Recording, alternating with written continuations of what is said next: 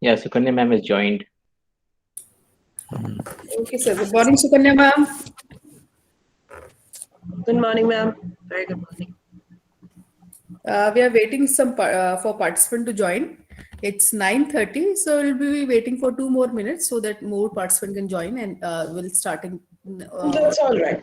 That's absolutely fine. We can start in the next 5 or 10 minutes. It's up to you. Okay, ma'am. Maximum 5 minutes, ma'am. Okay. Yeah, sure.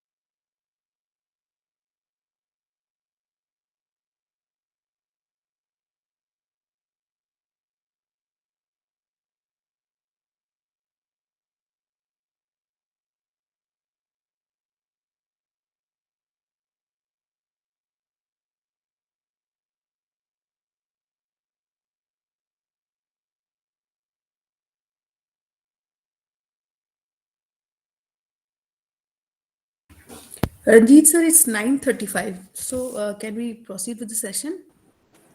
Yes, ma'am. We will, we'll Sukanya start now. ma'am, are you there? Yes, I'm still here. Okay.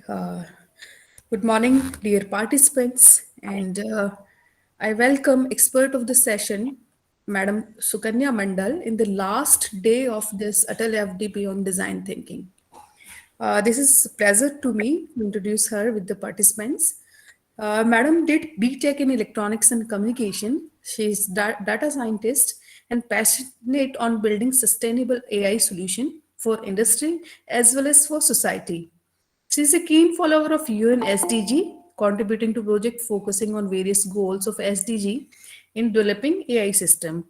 She is a charismatic team player and leader with a strong team building and team management. She is a technologist by heart with an in depth knowledge of AI, IoT, and smart cities, along with a significant understanding of technology policy and governance. I welcome you, ma'am, and I request you to start the session. Thank you, ma'am, for this warm welcome. I shall start the session. All right, so I'll quickly share my screen. Let me know if that's visible.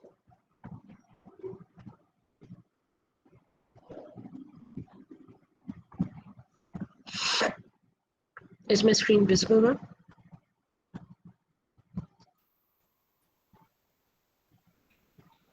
Yes, ma'am, partial.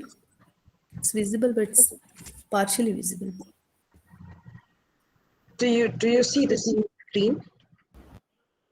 Yeah, you can just bring up the PPT, then we'll come to know. If you can see the screen, then it's good enough. Anyways, all right, so Okay. I'll quickly start. There's an echo somewhere, so I would request all of you to go on mute.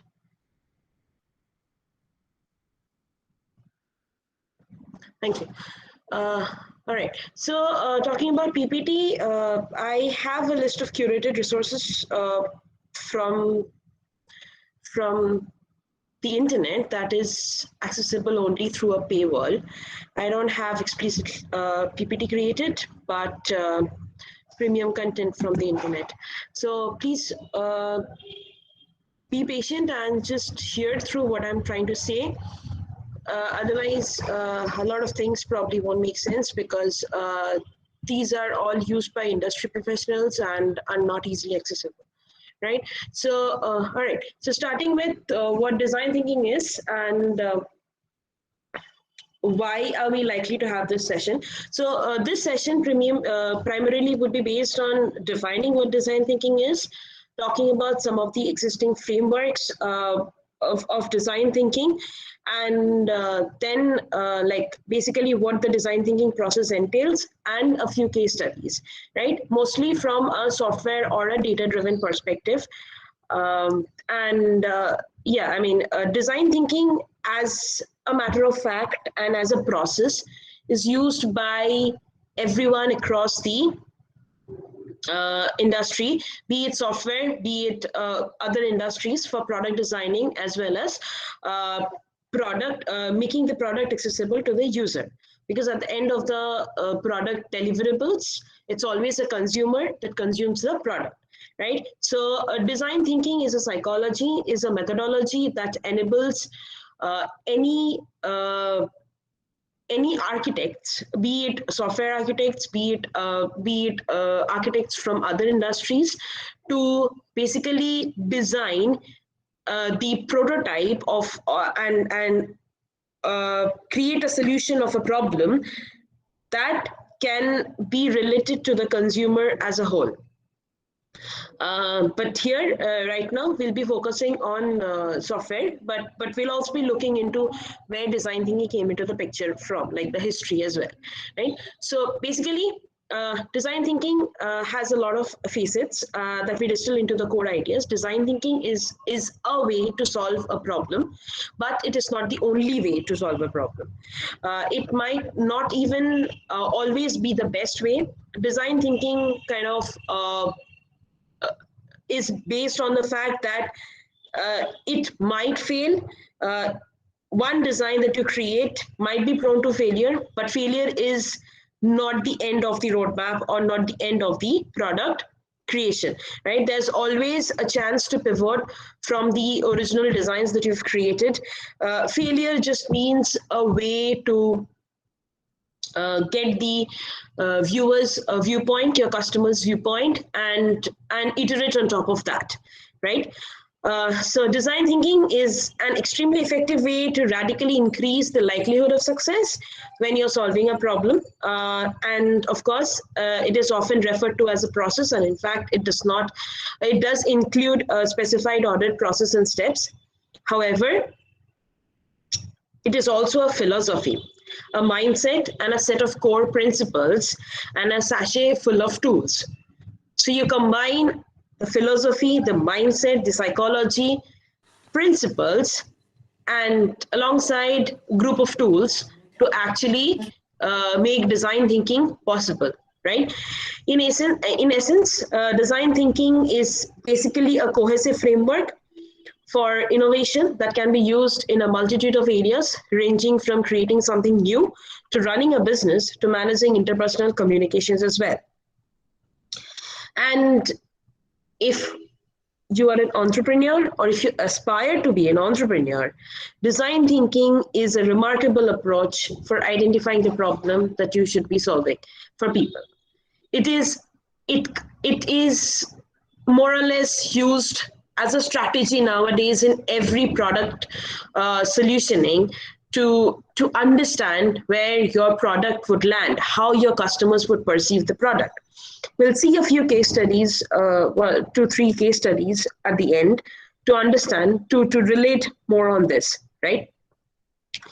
And also the fact that, all right, so basically, if you have to define design thinking officially, then design thinking is a human-centered process for identifying and solving a problem that results in effective, innovative solutions. All right.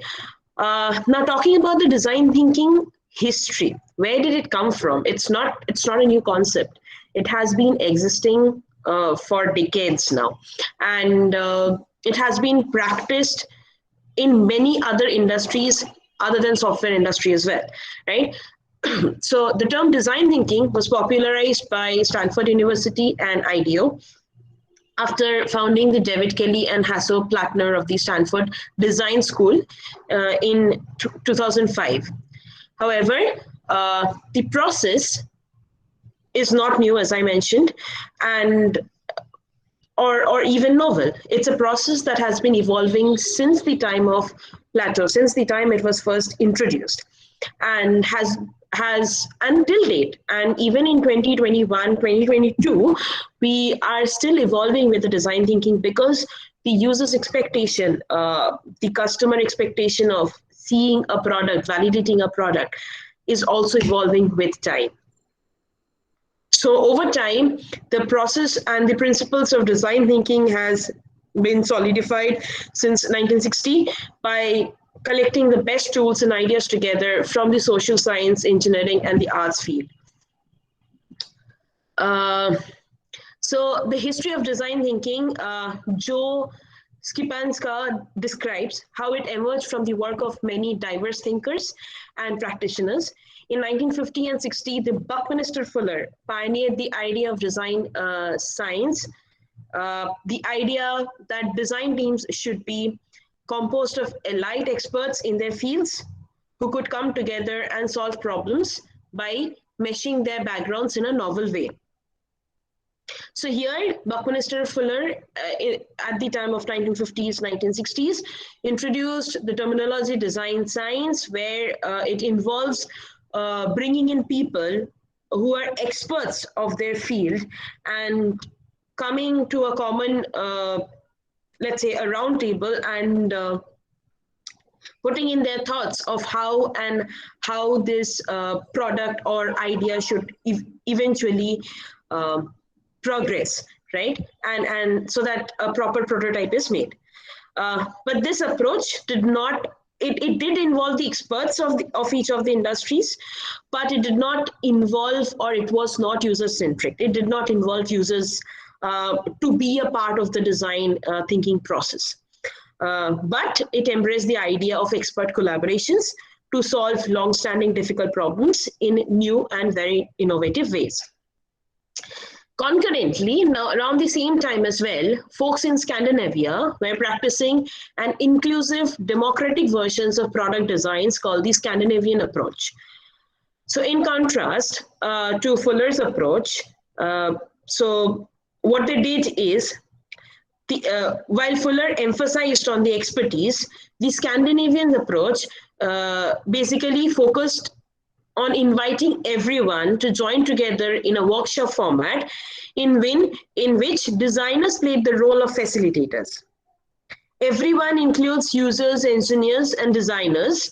So users were there, engineers who would develop the product were there, designers who were designing and defining the roadmap of the product are acting as the facilitator, and all of these together are working together to co-design the product, services, or policies, whatever it is. Design thinking is used across. It's not just for product, it is also for designing services or delivering services, as well as designing policies ahead as well.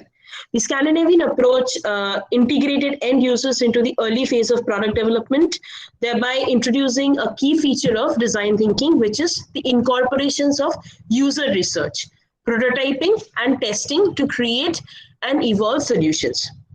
So nowadays, pretty much, while designing a product, user research is conducted at large forms, and more or less every product-based companies, even service-based companies, do conduct this research to understand the expectations of the users or the clients, as a matter of fact, and then develop a prototype based on that, and then further test the prototype by, let's say, by giving alpha access to the users. And depending on the feedback that is gained from those users, they continuously reiterate the product and evolve the solution. Now, at around the time in 1960s, people began designing non-tangible products, which are essentially called software nowadays, that users would interact outside the physical world. So software, whenever we are talking about software, it's always a virtual interface to us that we as a user interact with them, right? So the new area of design, which is the software engineering, borrowed heavily from the existing design and research fields, including psychology, computer science, anthropology, industrial designs, and architectures, to figure out how to successfully navigate human interactions in non-physical space. So therefore, in this context, the Scandinavian approach, also called the participatory design in the United States, were particularly appealing. So software engineering by principles or as a domain includes a lot of other domains as well, right? And it indeed is a psychology and a philosophy, basically, because the design of softwares and also the development of softwares largely varies depending on the psychology of the developers who are working on it, and also the architects and the designers. In fact, the entire team, how they are thinking. If there are n possible approaches of visioning a software that you would build, visioning a product that you would build, chances are that the current team who is building, whosoever is building the product or leading the build of the product might just be thinking in 3-4 ways. And there are high chances that there are 3-4 other ways as well, which are not reflected upon. So largely software engineering is a philosophy and definitely the psychology. Computer science and other sets of designs, of course, comes into the picture simultaneously, but your thought process, your mindset actually shapes the entire structure of the product. Okay, so now the Scandinavian approach, as it is called, the participatory design around the time of 1960s in US. So participatory design was still rudimentary around that time, and in thinking through the relative roles of the users, the designers, and the engineers, also viewing the users' needs as equal to those of the engineers. For example, in the 1980s, when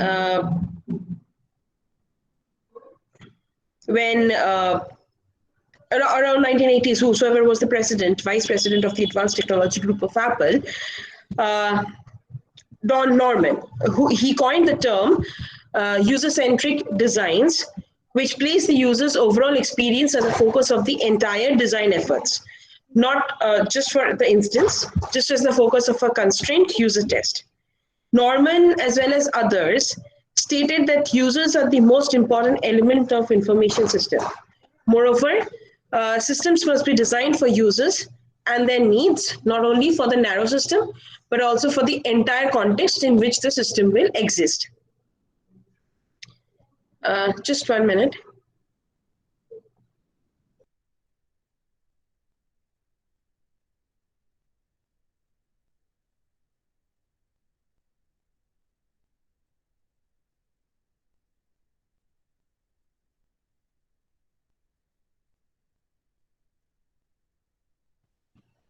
Thank you for being patient. All right. So okay. Now talking about Apple, as we are seeing the design center, Apple, the products has always been very much user centric and very much user friendly. That's why uh, that's why they are dominant in what they do, right from the very beginning, from the design of the Macintosh till date. Apple has always been profitable, even though they constitute very small market share of the entire tech or the hardware industry, but they always have been very profitable because the products that they build and their users can relate very well, and the user experience basically is way more sleek and appealing, uh, I would say appealing to the customer base than anything else. So and in tech industry, it is often joked around the fact that if someone actually starts using Apple product, be it a Mac, be it a desktop or a phone, it is usually difficult to get back to a normal Windows machine because the smoothness, the overall experience, the experience of even coding is way more sleek and smooth than anything else, to be very honest. So generally, when a Windows user shifts to Apple or a Mac OS, it usually takes them time to get acquainted. But once they get acquainted, uh, it just becomes difficult for the developer to get back to a Windows system because a lot of things can actually be automated in a Mac, and day in and day life, and Windows. I mean, the basic idea of Windows is giving the OS to the user's hand, who does not have much, I would say, who likes to have a GUI, a graphical user interface, to interact with the system or the software.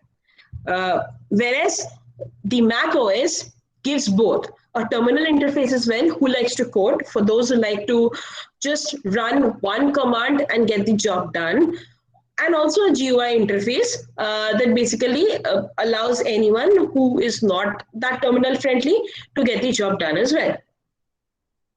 Okay, so in 1980s, as the participatory design exploration was underway, researchers Nigel Cross and Donald Scone decided to figure out what real designers did differently than others to stimulate creative thinking.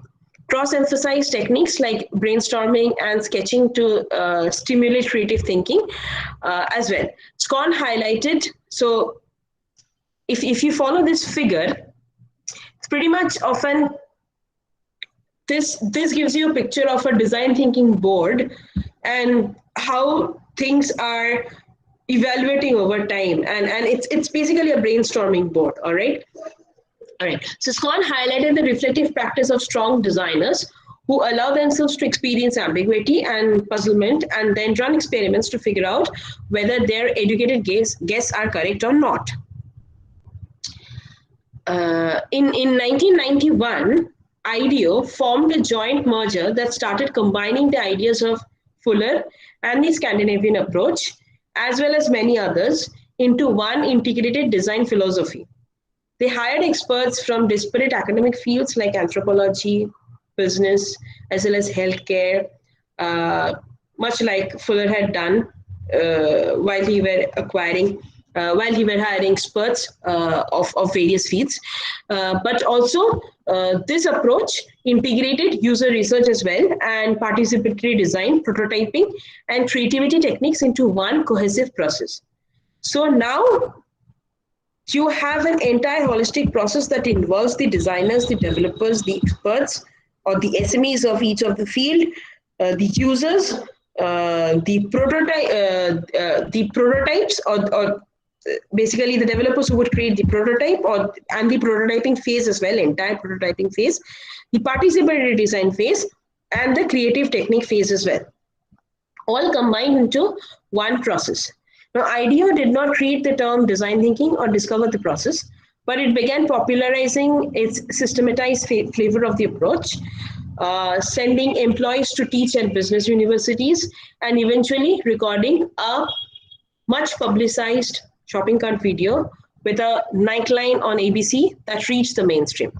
IDEO particularly emphasized that its approach was something that anyone could do or see. Now, also around late 1990s, universities like Stanford and CMUs in the US and other European universities as well were teaching design techniques to non-designers across various fields. Also, around similar times, 1990s, the application of design thinking began moving beyond physical and software experiences into the realm of service design, or thinking about how humans engage with any type of non-tangible system. In his seminal 1992 paper, The Wicked Problem in Design Thinking by Richard Buchanan, the head of the CMU School of Design, proposed that design has the potential to attack complex, ambiguous challenges of any kind. So in that paper he wrote, design has no special subject matter of its own apart from what a designer conceives it to be. It is always, which this line basically means that what you envision the product to be, what the designer is visioning, it is going to come into life that way itself. The subject matter of design is potentially universal in scope because design thinking may be applied to any area of human experience. Let's say this entire paragraph basically means that, let's say you as a designer and I as a designer, we both have, let's say, we both think differently, right? And our thought process are also culturally driven, basis the way we have grown up, we've seen things, and we perceive things, right? So the way you would design a product, the way I would design a product, that would vary entirely. Some designs, there are also scenarios where let's say you are working with a newcomer designer who does not have a good picture of the entire scenario or even beyond that. What we call is ideally the big picture sense. Whereas a senior designer who has seen industry trends and has seen failures as well will have a much better big picture view. So the way the senior would design the product, someone who is in the industry for a substantial amount of time, the way the person will basically design the product and the way a newcomer would design the product varies significantly, right? So basically, design has no special subject matter of its own apart from what a designer conceives it to be, right? So in the 21st century, the solving of wicked problems, those that are complex, multidimensional, and difficult to define, then increasingly drove design thinking outside of design firms to business, a wide variety of organizations, and even into the notice of some of the general public as well. These indeterminate problems require a creative solutions, and design thinking provides the mindset and tools to approach them successfully. Then around 2005, Stanford started the design school or the Hasso-Plattner Institute of Design to explicitly evolve and teach design thinking as a discipline that people across all fields could learn. So at its core, design thinking is a codification of decades of process, tools, and approaches to solving problems by placing the focus on humans at the center. So what we know from this section, from the history, is design thinking has been existing with us for long, for decades, for over half a century right now, right? And with the evolutions of systems, mechanical systems, physical systems, as well as software systems, we are seeing more and more of design thinking being incorporated into our everyday life to make things work out, right? All right. Now, next, we'll see some of the frameworks of design thinking. But even before that, as I was mentioning,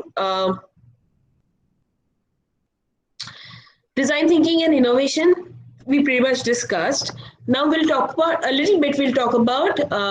overcoming the fear of failure.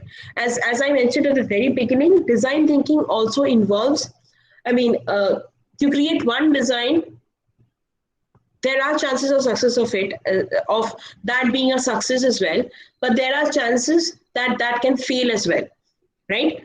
So you cannot just stick to the fact that what's going to happen if you fail. Failure is a part of the process. Failure is a part of the design thinking process, without which you won't essentially learn what to do with your design or how to evolve your design, right?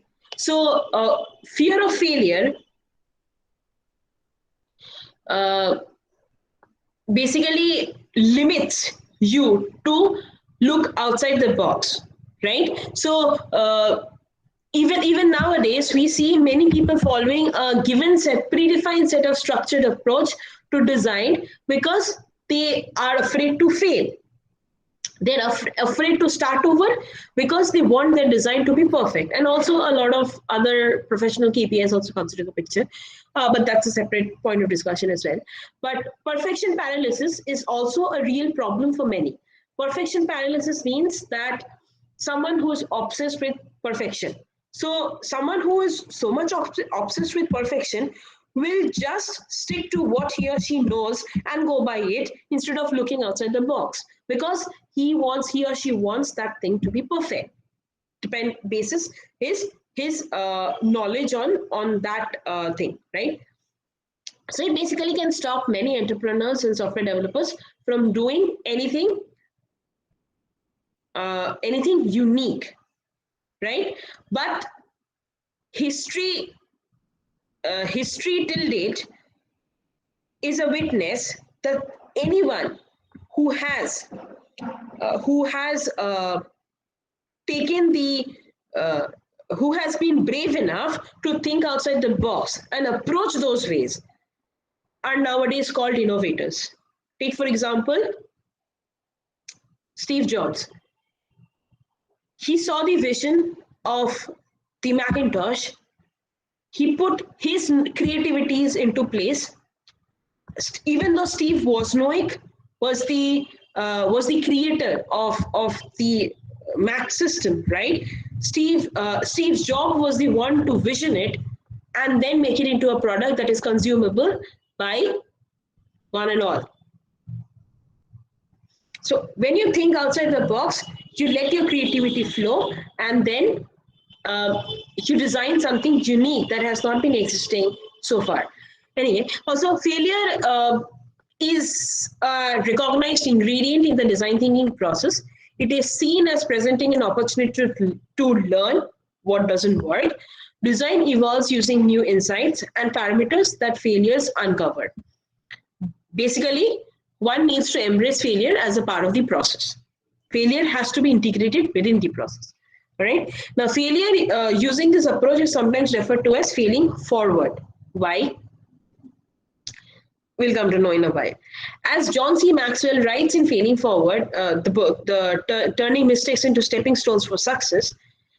So he says, I want to help you learn how to confidently look the prospects of failure in the eye and move forward anyway. Because in life, the question is not if you will have problems.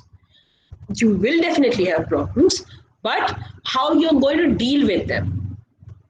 Stop failing backward and start failing forward. Why forward? Because you need to also know how to turn your failures into learning and hence your next action ahead. Innovative designs should be purposeful learning opportunity with expectations that you don't get it right on the first try. You will not, because innovations takes time and Rome wasn't built in a day. It is likely it likely won't feature gifted artistry, perfections, or clear upfront definitions at the first draft.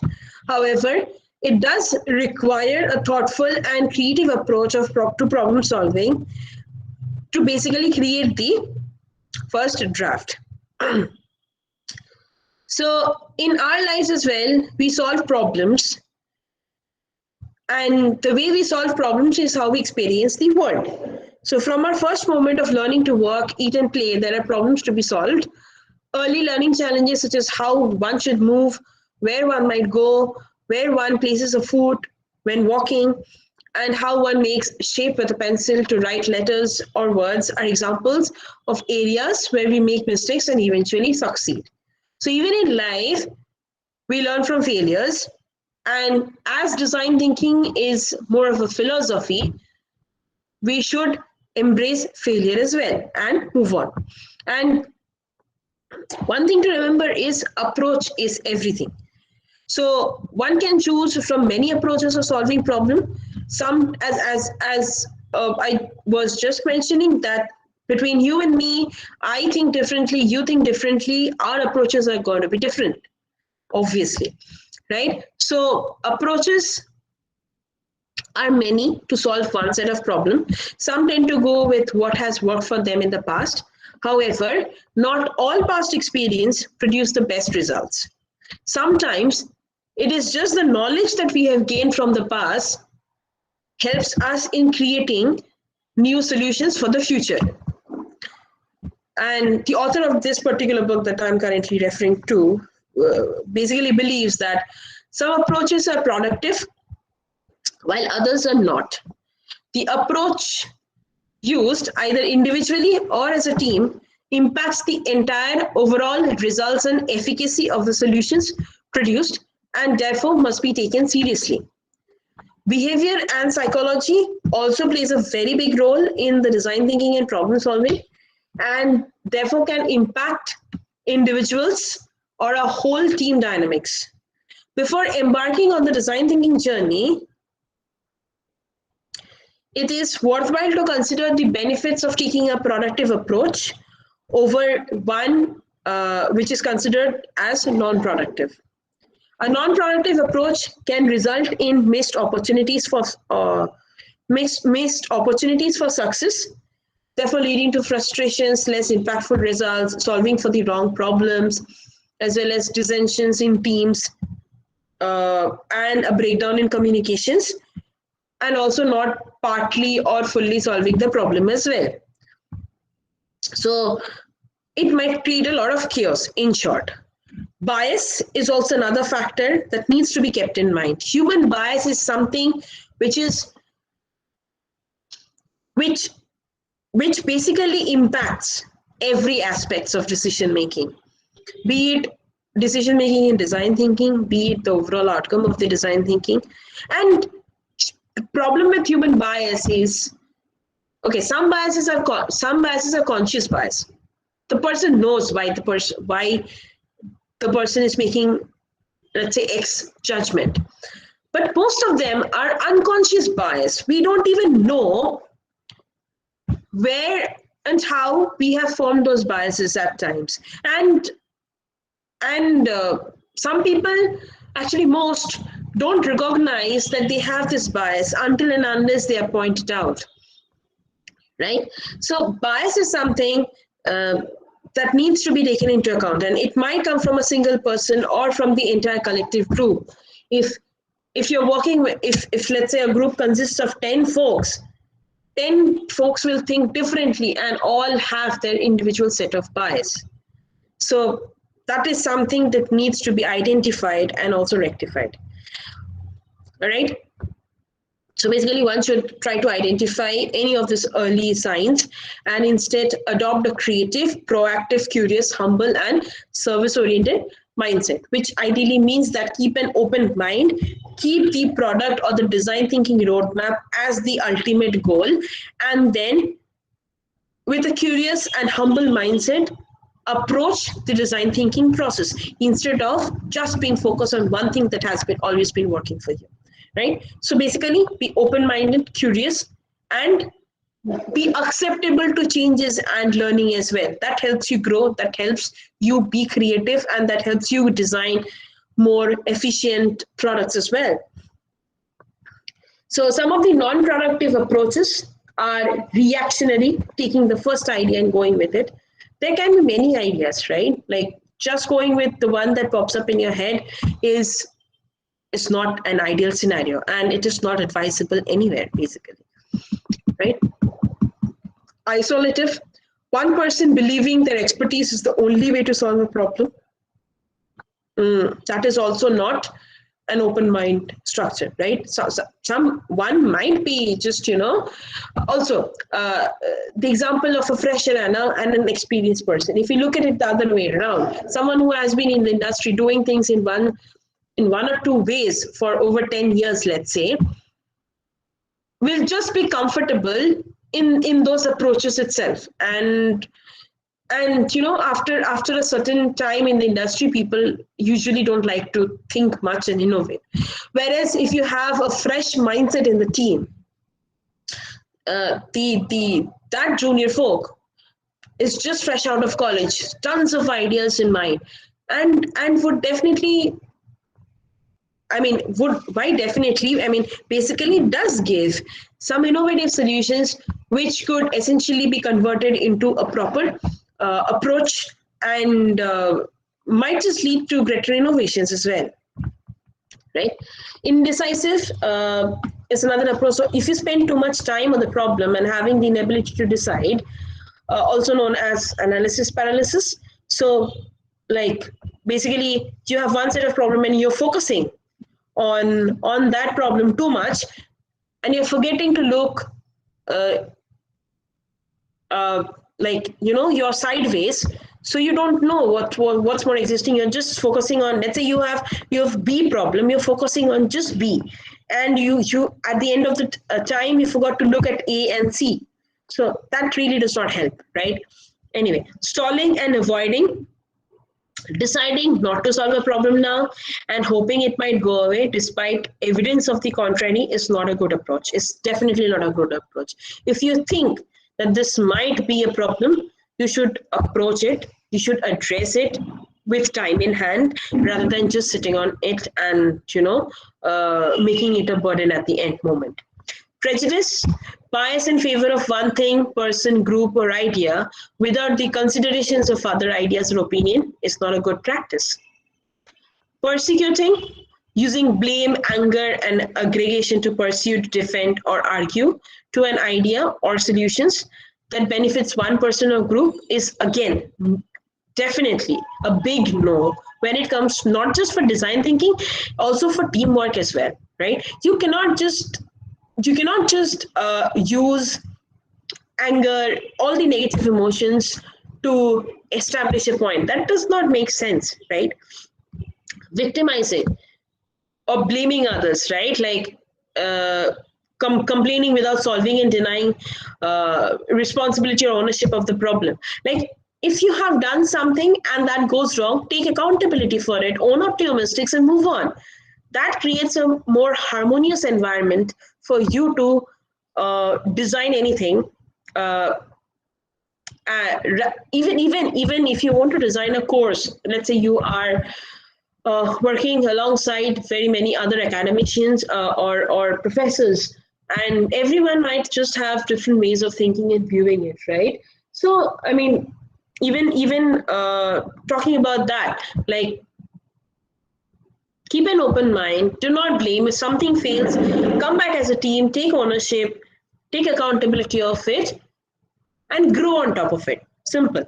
And rescuing is another bad approach. So taking all the responsibilities for solving problem. So if someone has done something wrong and you think that you would be taking the blame and you'd rescue the person, even that is not a healthy approach, because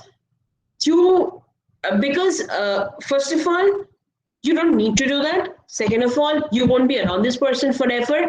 And third of all, this person also needs to learn. So rescuing is not a good approach. Some of the productive approach are contemplative. So prolonged thought process with the intent to weigh all the options carefully before deciding by using critical thinking, especially analyzing and assessing pros and cons, as well as patterns for success or failures.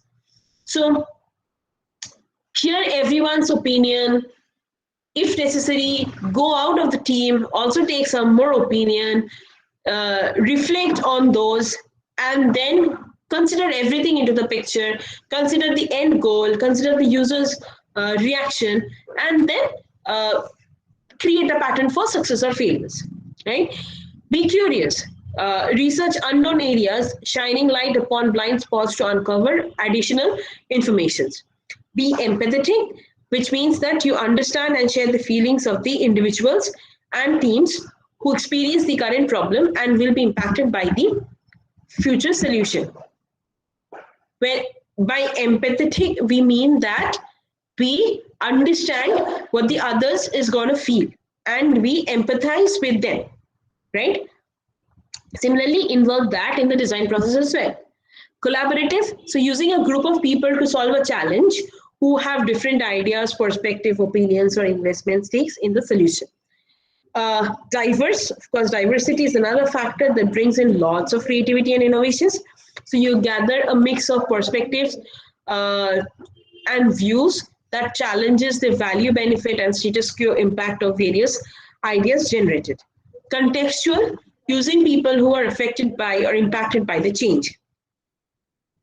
So therefore, if you think your customers, or let's say if you're designing a syllabus, if you think your students are going to be impacted, loop them in the process as well. They might have a different viewpoint, or maybe loop in an industry expert. They might give you a different viewpoint of what's happening in the industry. That would probably help you shape a better curriculum than anything else, right? Contextual. Always loop in those that are going to be impacted because of this, right? And challenging, use healthy conflict to ensure the best possible solutions, and not to be mistaken for bullying behavior, but healthy and productive debate as well, right? So you should be able to give constructive criticism, not negative or destructive criticism. No one should be bullying each other, right? But give constructive criticisms wherever you think that this might not work. Also say why it might not work, and then grow on top of that. All right, so a brief history of frameworks. So there are a couple of frameworks basically. The Stanford Design School frameworks basically deals with empathize, define, ideate, prototype, and then test, right? So first in the thing is, first phase is empathizing. So during this empathize phase, the focus is on interviews, shadowing, seeking to understand, and non-judgmental methods. In the define phase, basically, the focus is to focus is to understand personas, roles, as well as role objectives, decisions, challenges, and also pain points. In the ideation phase, basically ideas are exchanged. All ideas might be considered worthy. A diverge and a converge method can also be used. Ideas might be extended using a yes or a yes and also method and prioritization frequently takes place. So you have, let's say, 10 different ideas. Consider all of them might just be worthy, and then you also look back and forth, and then you decide, right? In the prototype phase, basically you do mock-ups and storyboards. You follow a keep it simple approach that might be applied, and methods of failing fast as well, and quickly reiterating through the process. If you fail, just come back and reiterate, right? In the testing phase, you basically gain an understanding of impediments, an understanding of what works, evaluating tests through role plays, and performing tests in fast iterations, and the method that might be used. So test is basically so you can either do customer testing, you can either do, or maybe select a group of folks from within your team itself and ask them to think from a customer viewpoint and and then comment on the prototype. One such example maybe to say, let's say, so big tech companies design systems, right? Software systems. Now, each of those digitally equipped software systems are capable of security vulnerability. So they bring in professional hackers on the team to basically design. First of all, what this professional hackers do is they try to exploit the system and exploit the vulnerabilities within the system. So basically, they act like those. They act like, the cyber criminals or the hackers basically, and they need to think themselves off as hackers and then hack the system. If vulnerabilities are found, then their expertise are also used to design approaches towards taking proper or developing proper security measures as well, right? So role play is kind of an important thing when it comes to testing a prototype as well. Now comes the idea framework. So here, this basically entails discovery, interpretations, ideations, experimentations, and evolutions. So in the discovery phase, the focus is basically on understanding the approach to a challenge by understanding what the challenge is all about or what the problem statement is. Also, in this phase, you prepare research and gather inspirations from wherever you get, right? In the interpretation phase, stories are told, there's a search for meaning, and opportunities are also framed. In the ideation phase, basically, you create ideas, and out of the multiple ideas that are created, each of them are refined. The experimentation phase basically consists of making prototypes and getting feedback, right? So this is equivalent to the prototype phase. And evolution is basically that includes tracking learnings and moving forward. Now, double diamond methodology. So here you see you have 2 diamond. That's why double diamond methodology. This is the problem space. This is the solution space, right? All right. So it was launched in 2004. This is by the design, basically UK's Design Council, and problem space and solution space. By problem space, you mean that you have a problem statement in hand. So what do you need to do? First, you need to discover about the problem, and then you basically define the scope of the problem. Once the problem is defined, then you go to the solutions phase, which is basically the develop and deliver phase, or the prototype and post delivery, which is basically test. So the two diamonds basically represents the problem space and solution space in the approach. The left portions of each diamond represents the process of exploring and issue more widely and deeply or divergent thinking, while the right diamond basically right portion of each diamond, here define and deliver basically represents taking a focused action. So the key phases are define, discover, define, develop, and deliver. Discover and define are, as we have seen, are part of the problem phase, where we basically discover the problem statement, focus more on that, and we define the future roadmap of the development. And the develop phase is where we actually build the prototype, and deliver phase is wherein we do the we complete the prototype building, and we do the post delivery to the customers. We do the testing with the customers as well. If customers, if clients, or if you want to again have people role play in your team, even that works, right?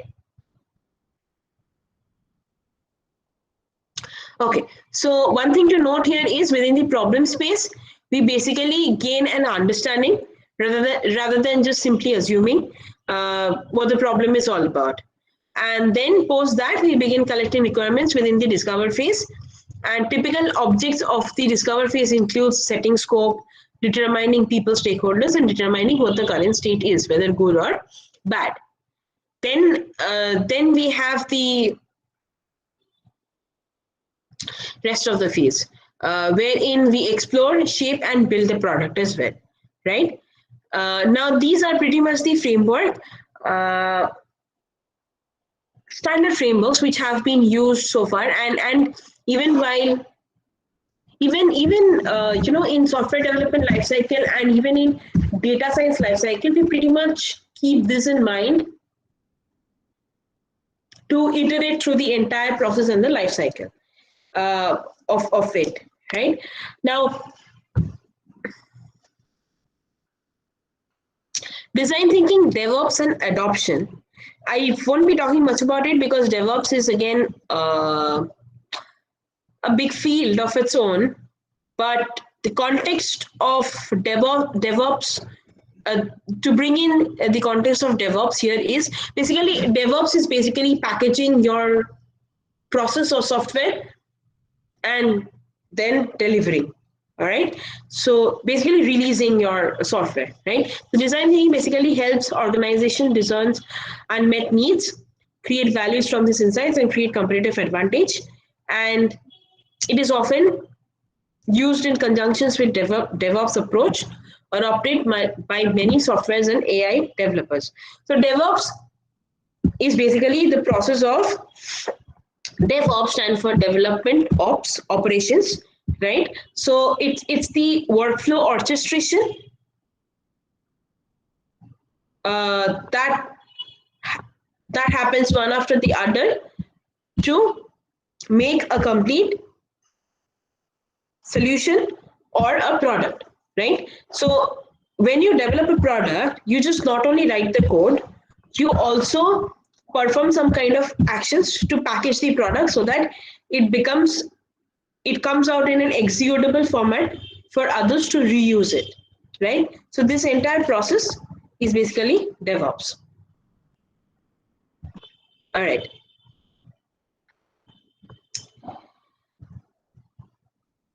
So this is one thing. Okay, now we'll move on to another chapter of this book that talks about, all right, we will see some of the industries, how they kind of use, design thinking into their process. But meanwhile, before I begin to the next thing, like Is there any questions?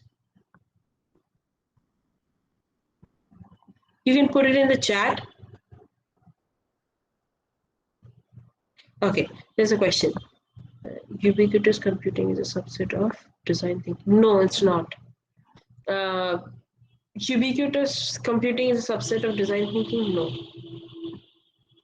This is in reply to the question of Shakshi Mandake, ma'am. Right? Any further questions?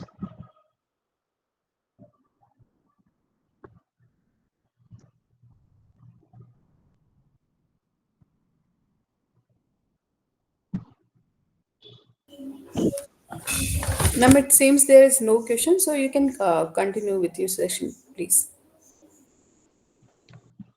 Sure. All right.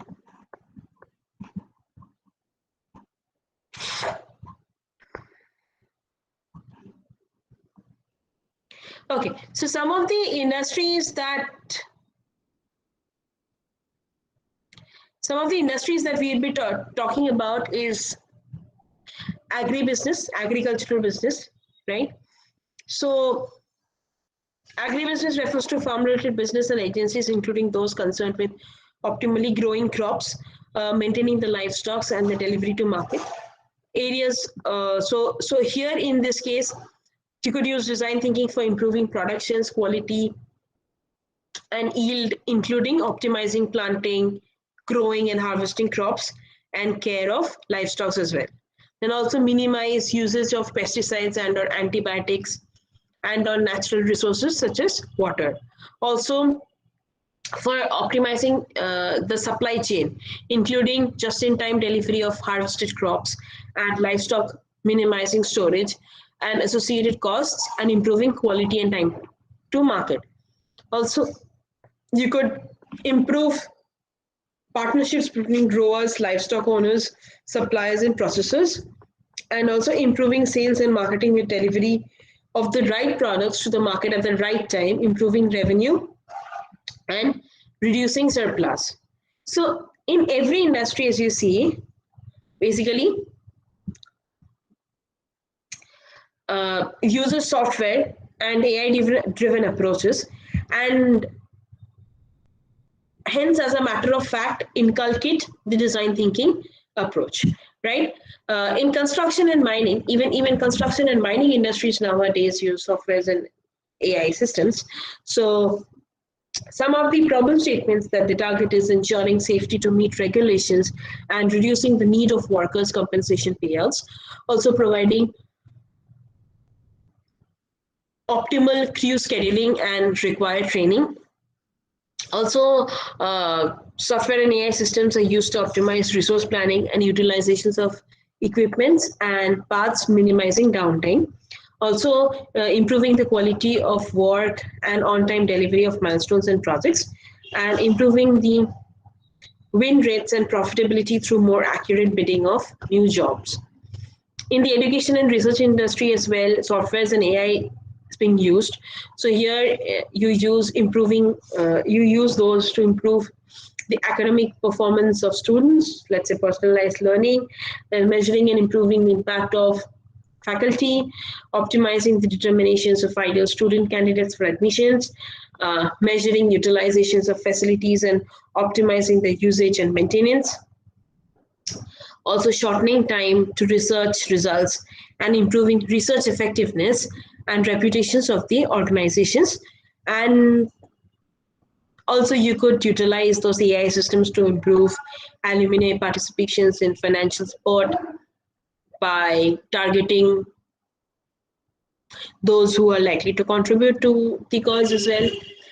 In the finance industry as well, banking and portfolio management, a lot of AI and software driven stuffs are used.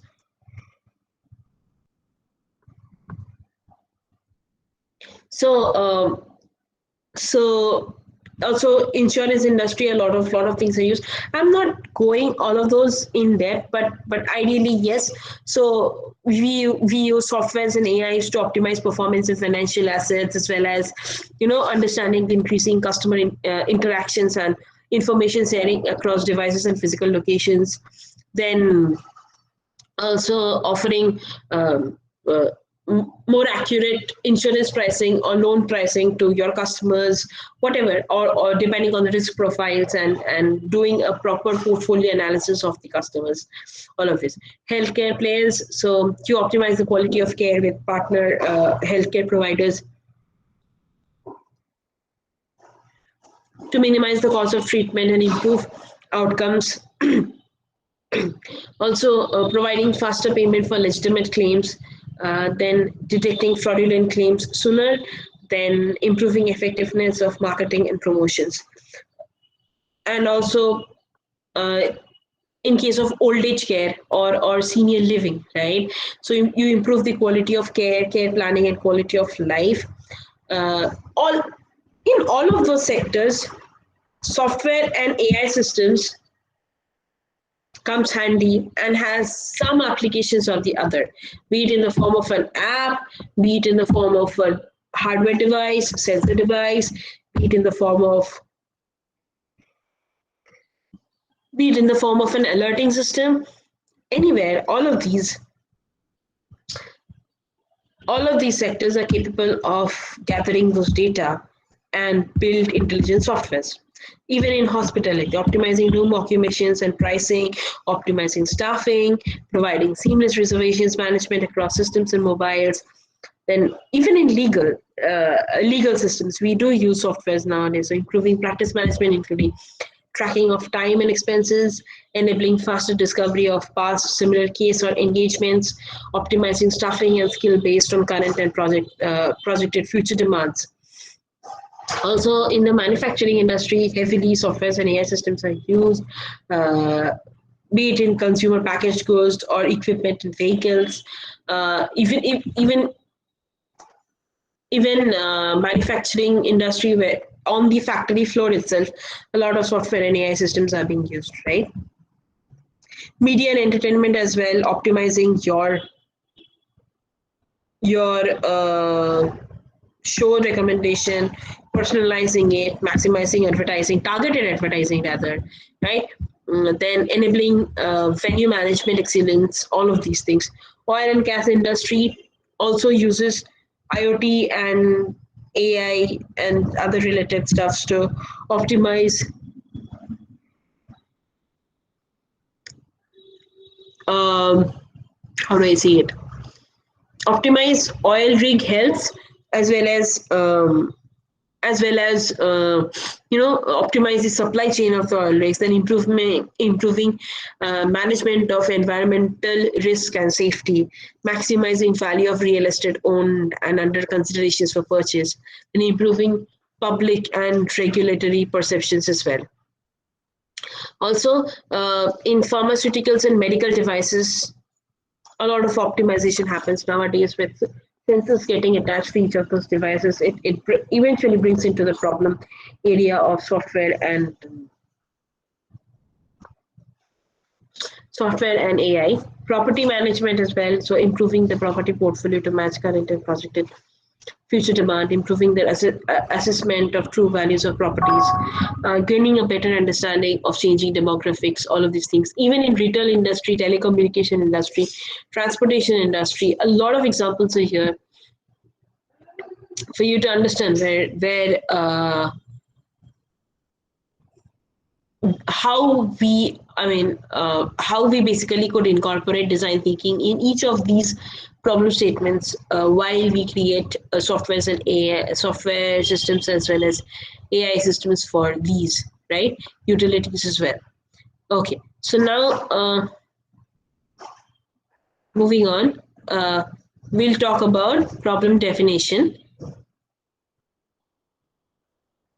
So a few things to know is, so as we have seen, the process pretty much follows from problem definition, solution definitions, prototype creation, production development, and production rollout. That's it. That is the entire process of software development, be it AI software or be it normal software. You first define the problem, and then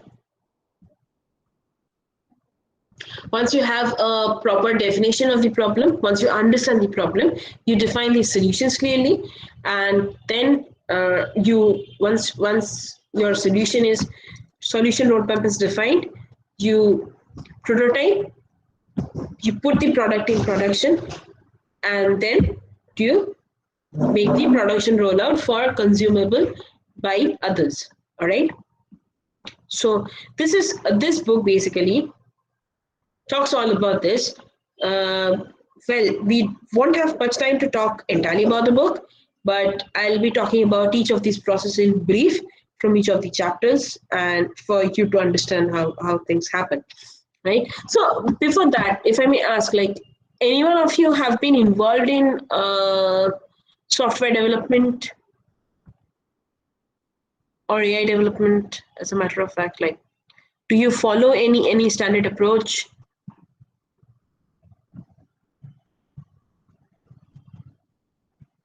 Anybody?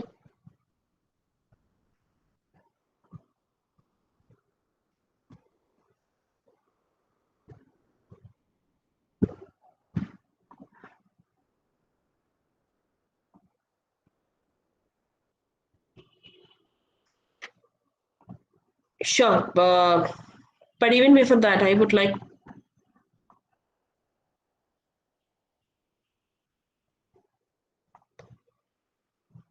Okay. Okay. Usha ma'am, would you be willing to unmute yourself and? Yeah, tell me, ma'am. Yeah. So. So yeah, we teach them various aspects of software development. Right. Okay. Every Like. aspect. It means every stage of software development, like requirement analysis, and then one by one, what are the planning principles, and then team formation, and how then modeling. Then what are the different types of modeling techniques that can be used, and then who are all the and then coding, all like Java programming and. Right. So you see, you basically, thanks for bringing that up, and thanks for mentioning it elaborately. So all of this process, as we read through theoretically, right? If we, while we build, These are separate courses which we Right. actually teach. Yeah. Right. So all of these processes are holistically involved in the practical software development process as Yes, well. absolutely, Right. absolutely. And And finally, students are made to integrate all these things and make a project also. great. So, so taking your reference, Usha ma'am, Yeah. when we also do something in the industry as well, all of these processes are holistically involved in the process, right?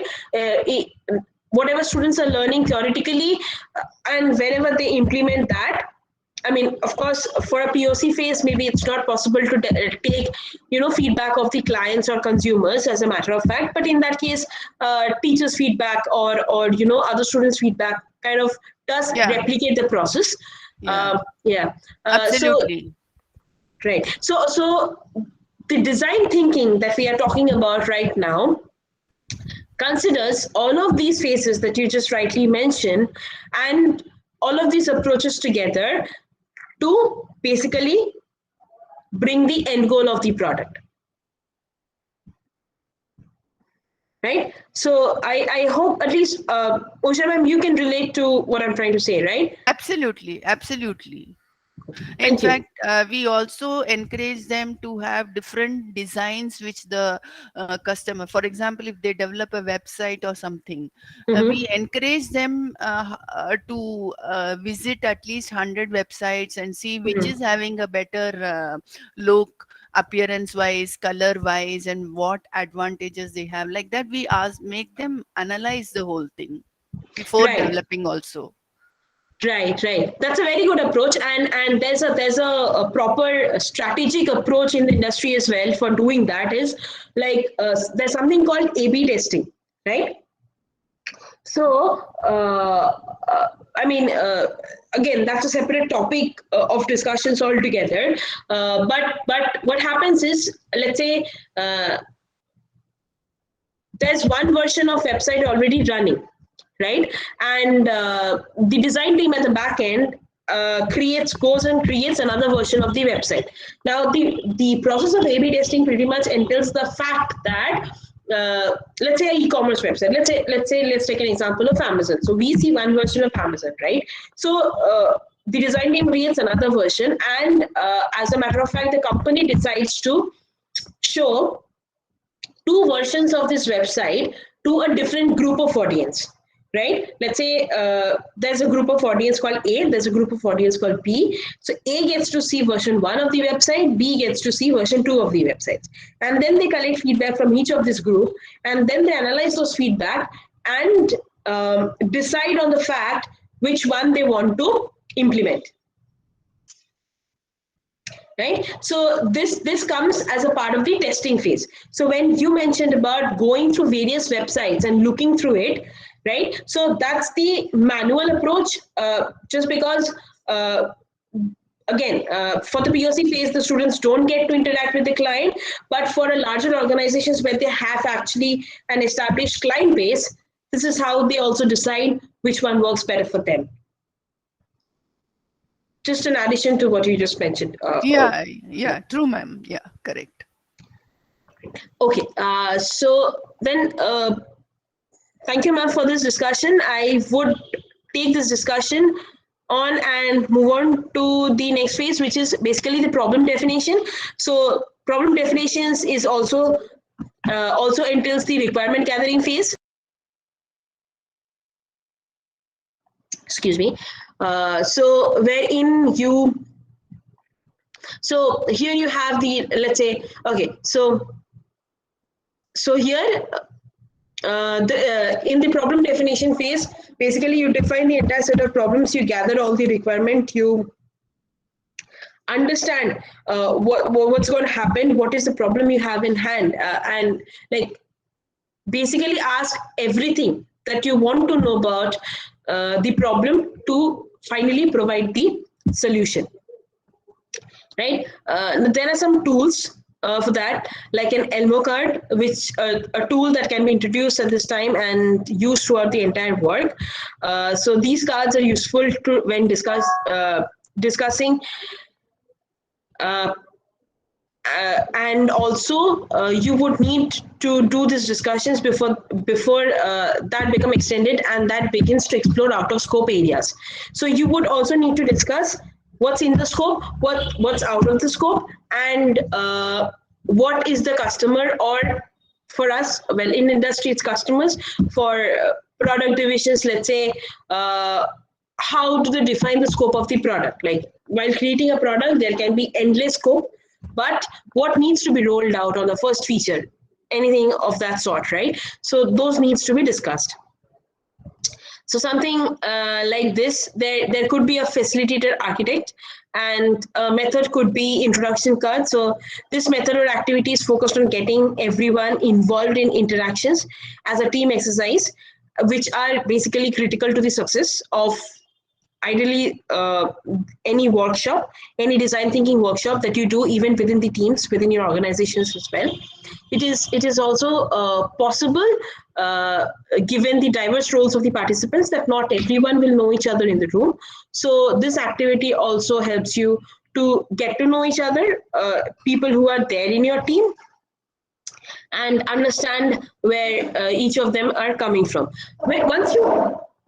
To be very honest, once you understand the team dynamics, once you understand where your teammates are coming from, it becomes a lot easier for you to work with them, because you know when they put forward an idea, you know the context of where they're coming from.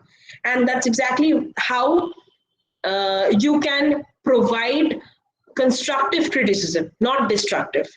Again, constructive criticism towards developing a better solutions, right?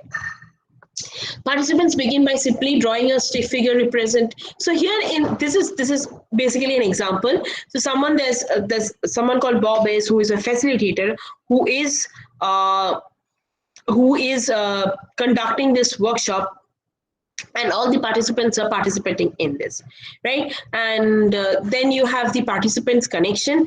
At this point, the person or their partner can be prompted to write the name and role of the person just introduced on the whiteboard. So then in this case, a whiteboard could look like this, wherein, let's say, you have in the IT team Bob, Sue, James, and Ross, and you have each of their roles, plans, data science as well, data science team simply, and then how each of this team will interact with each other, and that way you also know who to connect with in your entire software building process. You know who to connect with if you run into some sorts of problems. Let's say plants, for here in this case, let's say these are the SMEs or people who are working on a manufacturing plant, for example.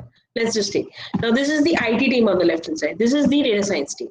Now if something happens on the plant, or if some changes are incorporated and that impacts the entire software system of the AI system, then in that case, the architect, both the architects, the IT architect as well as the data architect, if there is any, are contacted. Or if there is just one architect, then in that case, the architect is contacted because architect is always architect always designs the solution and is the driver of the solution as well, right? So once Bob is notified, Bob as an architect is notified, then he flows down the information to both the IT team and the data science team, and accordingly changes are incorporated, right? So all of these are important. So in this and then this phase also involves setting goals and diversifications of the team as well. So again, setting goals and selecting goals, going by the literal term, you just need to understand the problem statement and set your goals.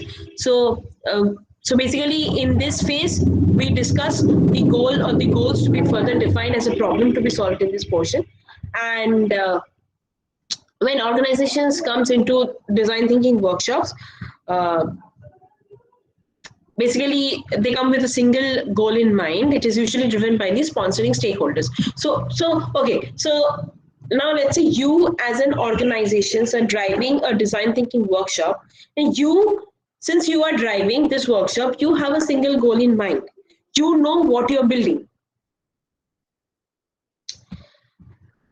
Also, if you as an organization have multiple teams working on different products, then in that case, you have multiple goals.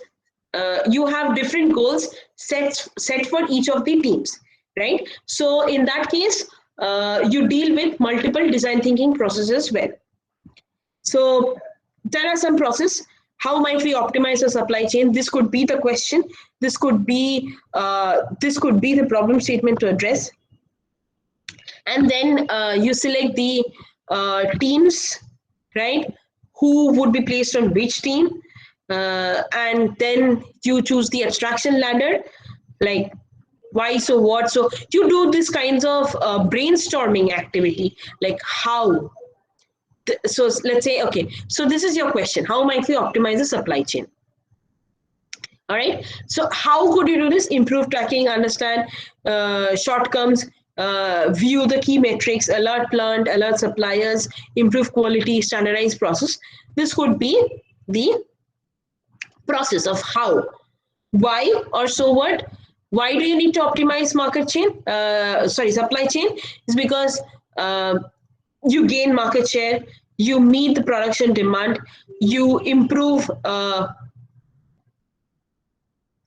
the matching of the product, then eliminate waste, then improve partnerships as well. So all of these comes into picture. A tool could be voting. You choose a voting mechanism in your teams to enable participants who may not be comfortable to select mutually agreeable choice and eliminate other choice. So basically you go with, let's say, you have a couple of options. In this case, you go with where majority goes as well. right? So each team participant chooses the best statement that is posted on the abstraction ladder by the process of voting. And then you finally and then you meet the. So this is one example of the process that got the maximum number of votes. All right. So let's say meet production demand. So we saw why do we need it. So there are multiple choices. Now the team decided to go with meet production demand. Fair enough. Then once we have the goal in place, in that case, now we map these stakeholders and the respective personas, like the stakeholders from the product side or the product owners, and the personas who would be working on particular problem statement to meet the end goal. Stakeholder mapping is something like, within each team, individual team members begins by writing the name of stakeholders and the stakeholder roles or titles on sticky notes, right? And they bring them forward and post them. So you either choose a sticky note, or even nowadays we have many online tools as well. So you could use those as well. So in supply chain optimization example, if we take this supply chain optimization example, the team let's say the team has identified the following group of stakeholders: the C-level, logistics and transportations, then plant operations, suppliers, sales and marketing, and IT. The C-level stakeholders are examples. In this example, basically includes the CEO, CFO, CIO, if you want to loop them in. So any kind of client dealings in a typical service-based industry, let's say, if there's a partnership, if there's a product owner, and if you are providing technological solutions, then of course the C-level executives will be involved, not with the development, but definitely with the decision-making process. All right. Logistics and transportations stakeholders in this particular example includes logistic management and logistic analysts. Now, what would be the usage of bringing these people into the picture? Because they would act as a subject matter expert while building softwares or data-oriented solutions for the logistical needs of the supply chain. Right? Plant operation stakeholders include plant operation management and plant operation workers. Now, similarly, bringing these two people in, they would act as the SMEs for any IT or software and AI solutions that pertains to plant operations. Suppliers are represented by a single set of stakeholders in this example. So, suppliers are like so suppliers could be used, let's say, for example, to develop softwares or data solutions that deals with the data that is available to the suppliers. Let's say, okay, so various raw material suppliers. So this could be one example. Sales and marketing stakeholders include representatives from each organization. Yes, so let's say the product or the stakeholder organization as well as the solution organization. Why? Because the sales and marketing folks from the stakeholder organization know their customers well, and the sales and marketing professionals from the solution providers know their customers well. So both of them work together in unison. IT stakeholders includes individuals involved in data management, data science, software development, or IT infrastructure. Right. So this is on the solution side. So it looks something like this. It's very messy, but sometimes a board, design thinking board, kind of looks like this. This is basically, one sec. Excuse me. So this basically entails the time when you are designing the entire organizational structure and the respective stakeholders even before the project has begun. So let's say you as an organization have signed a deal with XYZ organization who deals in supply chain management, right? Now, you are an IT organization. Now, while signing the deal, this organizational structure would actually come into the picture. Like who to involve, who not to involve, how would this impact the product, and where each of these things will come into the picture. So all of these takes precedence at the very beginning. Then once you have the stakeholders defined, you can also choose to designate a spokesperson from each of the designated teams, who would be the point of contact kind of a person. Like, so in case anything goes wrong, that person could be contacted for further processes, right? The next method is proto person. So then each team in this case chooses 2 or 3 key stakeholders to focus upon that, influence, impact, or control the scope of the problem to be solved. Stakeholders name and demographic.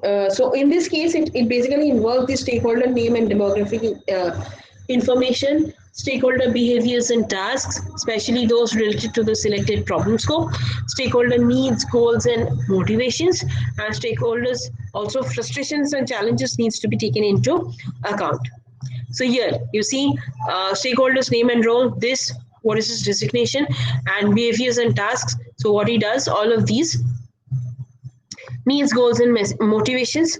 So what we need, this, what are the frustrations and challenges, this. So knowing all these basically helps us as in the solution provider, the IT guys, to design and develop an effective product that meets their end goal and also reduces their challenges or frustration, as a matter of fact. So let's say, even talk to them to understand the jobs to be done, right? So let's say the plant manager says, when undersupply occurs, I want to automatically alert suppliers so I can minimize production disruption. True. So he wants to automate this, and how he wants to do it. So he's talking about his pain points and challenges. So every time there's a shortage of supply, then I or my team needs to manually go to the suppliers, tell them, and then that might just take another 2-3 days for the suppliers to give us the supply, and then we can resume our production, right? But what I want to do right now is, if there is a shortage, I want a system in place which detects that there is already going to be a shortage in the next 2 days, not now, but in the next 2 or 3 days, and the system promptly alerts the supplier that we need this and this product, we need this and this supply to go ahead with. And in the next 2-3 days, while the supply lasts, the supplier has already delivered the product. So in that case, your production is not disrupted, and you get a continuous production as well, right? Similarly, there's a use case called predictive maintenance when it comes to factory equipments. Right, so large scale factories, let's say automobile manufacturing factories or something of that sort, they all have robotic systems in place. All of those systems are kind of autonomous of their own, but what happens is, I mean, their maintenance is pretty much manual right now. What happens is, so if they break down, or all of a sudden if they break down, then in that case, repairing those and then getting them back to work is not only just time consuming, it disrupts the entire production cycle, as well as it disrupts the revenue as well. Because let's say it takes 1 week to repair, then for 1 week, if there is no backup to the machine, then in that case, it just does not work that way, right? So there's a revenue disruptions as well. So predictive maintenance, what it does is it collects in data. So let's say sensors are implemented now in modern times. Sensors are implemented in those supply in those manufacturing unit robotic systems, and they continuously collect the health data of the system and transmit it to, let's say, the cloud. And utilizing those health data, it is possible to collect, it is possible to calculate the remaining useful life of the system, and hence, even before the system fails or is about to fail, an alert can be generated and necessary precautions can be made so that the production pipeline is not disrupted. So also the same is done for the stakeholders, C-suite stakeholders. Then you choose to go ahead with then you select the positives, opportunities, and negatives as well. And you kind of, so this basically illustrates the positive opportunities and negatives, like what could be the positives, what could be the negatives, and where things could go wrong, and what could be the opportunities that could be targeted, right? So whenever you build a system or design anything, you always do a SWOT analysis of it, right? So strength, weakness, opportunities, and what is the T? I forgot the T, but there's a full form of T. Anyway, so you always do a SWOT analysis to that, and basis that threats. Thank you. Yeah. So you do an analysis to that, and that's how you kind of understand, okay, what could be the possible roadmaps as well, right? And also also you cluster the areas of impact, like at sea level, what could be impacted. Of course, sea levels are mostly concerned with, budgets, costs, and finances. Plant ops, how can those be optimized? Data and IT tech, like what do we need or what can be optimized there, and improve sales and marketing. Again, so these are the opportunity areas for each of the stakeholders as well. Now, you refine to one problem statement out of the many that you have. You listen to all, you gather all, and then put it in one refined problem statement so that it consists all, but it is so that problem statement is not ambiguous and it consists everything that needs to be done, right? So in this case, you take the variations of the full statement provided by each of the team, the C-suite team, the plant operations, the supply chain management, and the frontline workers, all of those, excuse me. And then you vote and choose the problem statement. And you also see, each of these problem statement could become a software of their own or a data application of their own, right? Now, depending on the time constraint or depending on the budget you have in hand, you either choose to go ahead with one or try to merge 2, 3 in one problem statement. Or if there's a big budget to that, you can divide each of this problem statement into various different teams and approach each of this problem simultaneously. Because eventually the data for each of these problems are going to be different because they're coming from various sectors of the supply chain. Anyway, so this is all about the problem definition. Next is solution defining. Again, this is a process. So in this, you basically refresh and restate the challenges. You get the inspiration of what needs to be done. You understand the innovation ambition. You understand the solution ideation, you perform solution ideations rather, and also you narrow the solution choices. Out of the many choices you have, you choose one or two best possible approach for you. Again, this decision is pretty much dependent on, excuse me, budget, skill sets, what tools you have handy currently, if there are licensing costs of the tools. Also, if you don't have the current skill set in hand, if you need to hire someone, what would be the budget for that?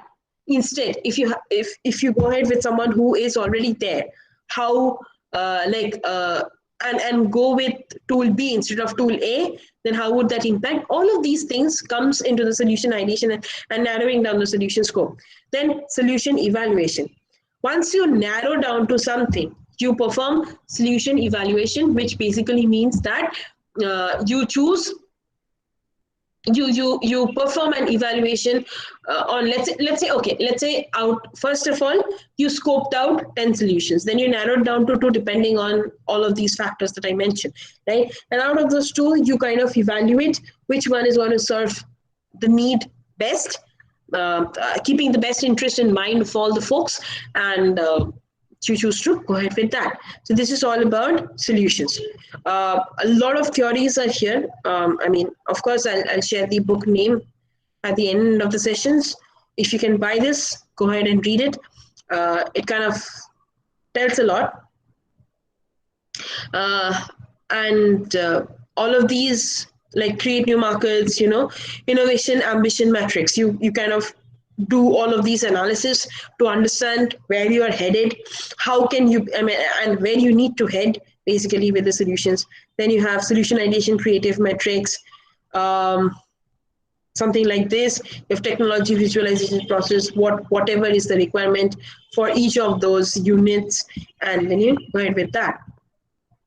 Right, and then you do a complexity and a value analysis as well, and effort value analysis. This is basically right. So high value and low complexity in that case. Well, okay, so can be done. It can be done easily. High value and high complexity still can be done, but low value, low complexity, you might not want to invest your budget there. I mean, you still can invest on low complexity, but if it's a low value yield and high complexity, you still might not want to invest your budget there, right? Because at the end of the day, we still don't want low value, and high complexity would mean that more development time as well. So you kind of do an analysis there.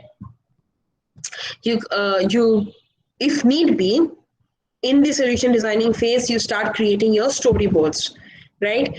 Storyboards in software development lifecycle, we kind of use agile boards to or Kanban boards to mark the tasks that needs to be done, right? And discuss on top of that, right? And all of these things.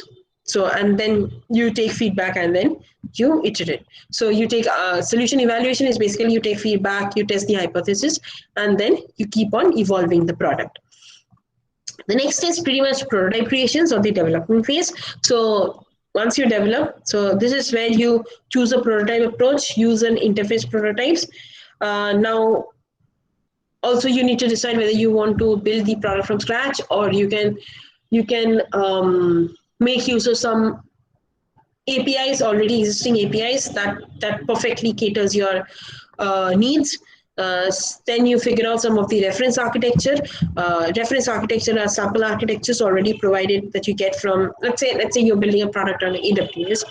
Let's say you're creating an IoT solution, right? There, go to the AWS Architecture Center. There are reference architectures there provided already to help you get started with that, right?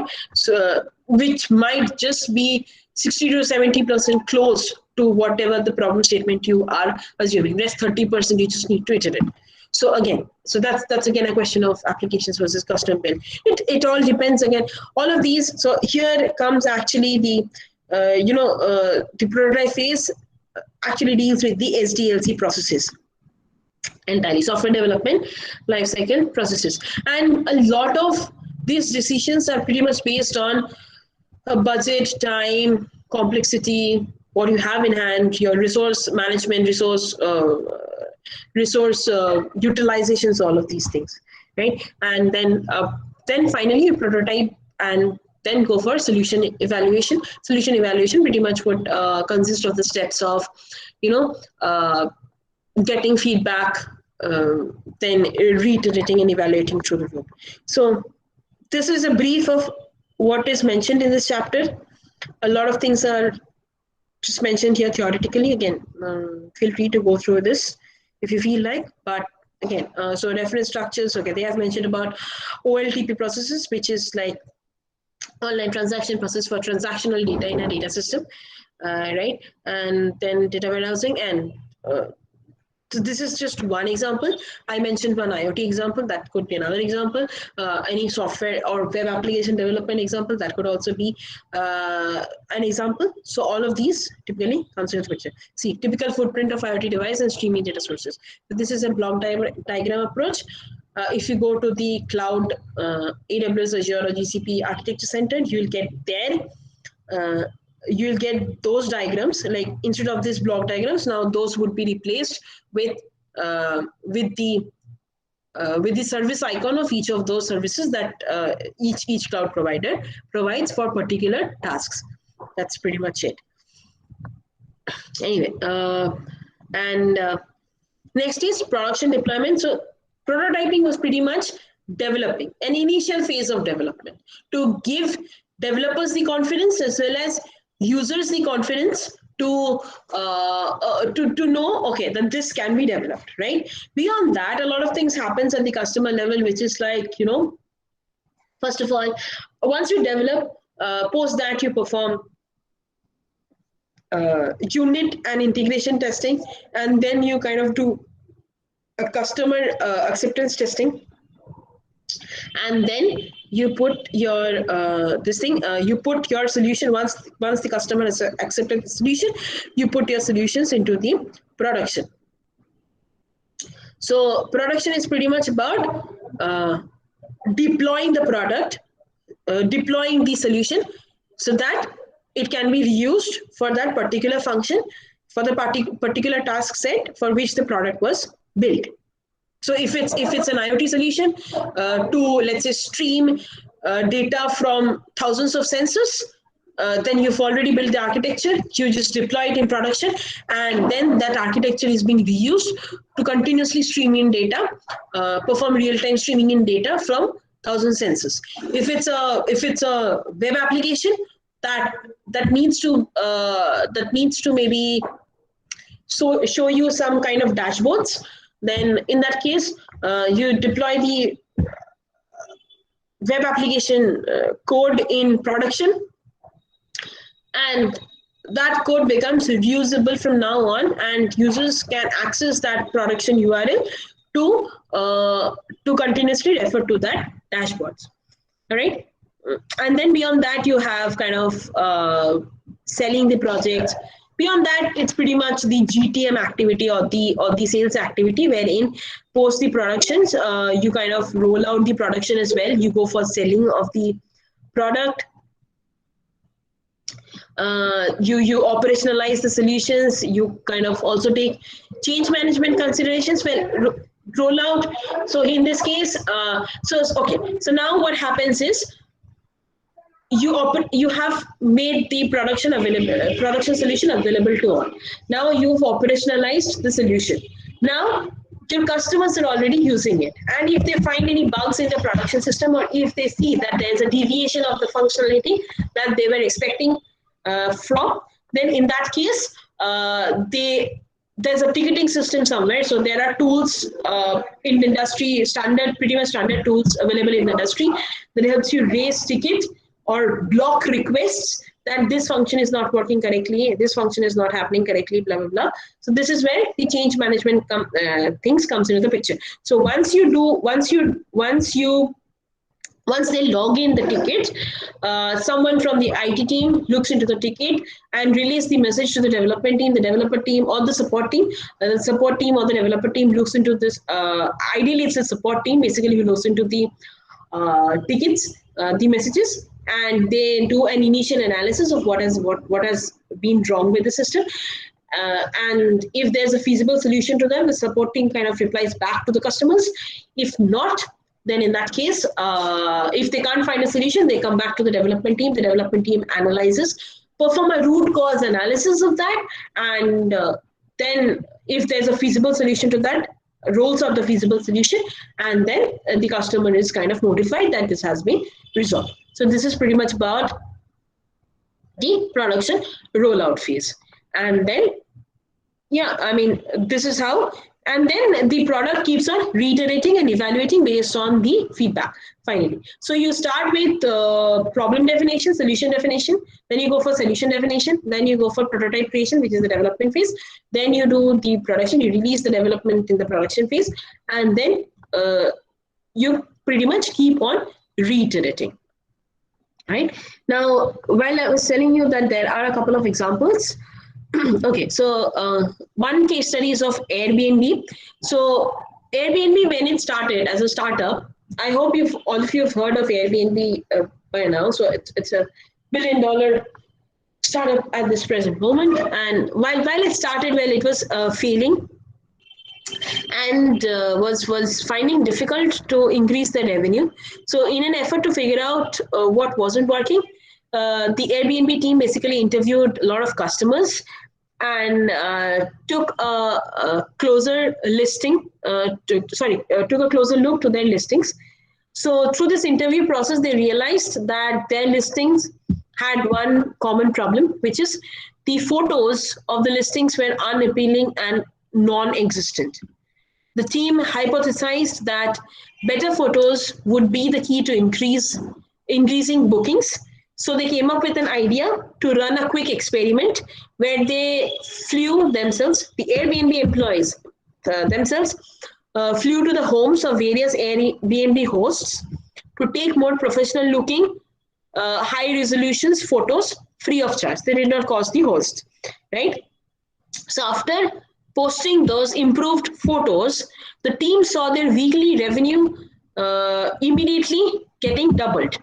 The success of this experiment was the first step to basically transforming the failing startup into a successful $1 billion business. And to this date, the Airbnb team positions design thinking values at the core of its company culture.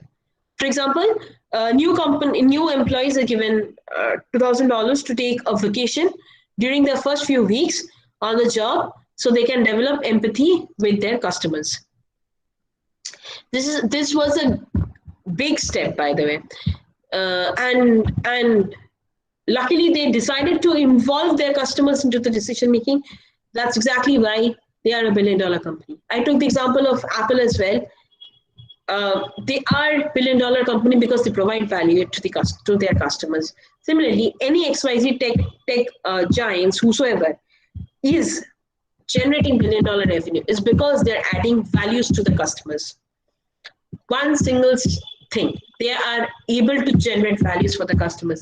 Even nowadays, we are using Amazon or Flipkart. It's because sitting at home, we are getting whatever we need delivered, right? That value creation is extremely essential for revenue generation. Now, talking about some process and tools. Now, this is what they have followed: observation, insights, concepts, and prototypes. So observations is the core to design thinking, empathy through user research. So go out, understand what is happening by observing and interviewing users. Gather data by understanding the human stories. You design, the design process is pretty much cyclical. And the first time you cycle through this quadrant, through this entire quadrant, okay, one thing is design process is cyclical. By this, it means that the design process is iterative, right? And once you go through this quadrant, the type of user research you're doing is called need finding, because it is about understanding the user's needs. The first cycle is also the time to interview all the stakeholders who understands the business opportunities and the technology options. Now, as you subsequently go through this cycle, through this quadrants, you will do different kinds of user observations and inquiries, just rapid experimentations, usability testing, and co-creation sessions.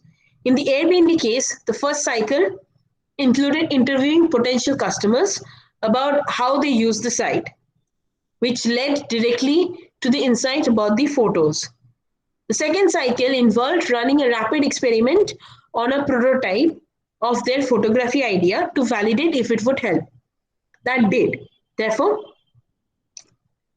Therefore, they kept on doing that. And at present, if you see the Airbnb listing, none of those listing comes without high quality photographs. It gives you, and there are ample amount of photographs. It gives you ample amount of idea of where you're going to stay. And that's exactly how the travel industry has evolved, the hospitality industry has evolved. Any hotels that you go to, like any hotel listings that you see, without proper photographs, you as an user, trust me, it is in your subconscious mind. Even I do that. I as an user, if I don't see good photos, if I don't find trust in the product that I would be using, then I would not likely be using that. Simple.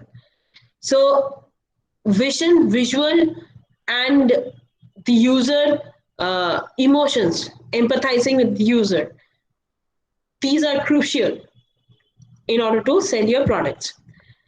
The second phase is, after observations came the insights phase, wherein after you've completed your observations, you'll have a lot of information and data that you will need to synthesize into insights that are going to drive the rest of the process.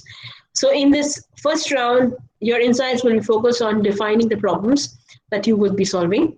What stories did you hear in your research that really stick out? What needs did you uncover? What frames will you take on the problem space? In subsequent iterations, insights will be focused on learning from user testing and rapid experimentation to evolve your designs.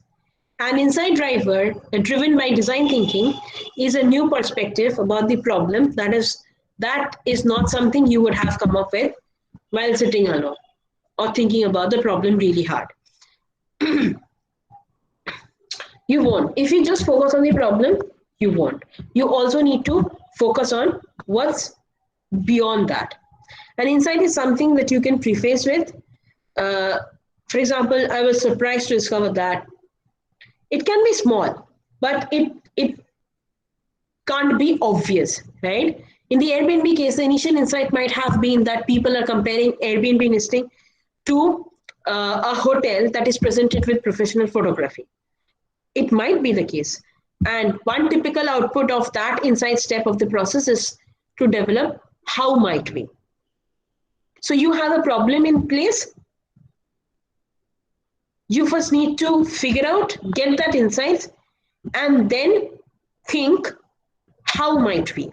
How can we, or what can we do to optimize this or solve the problem, basically.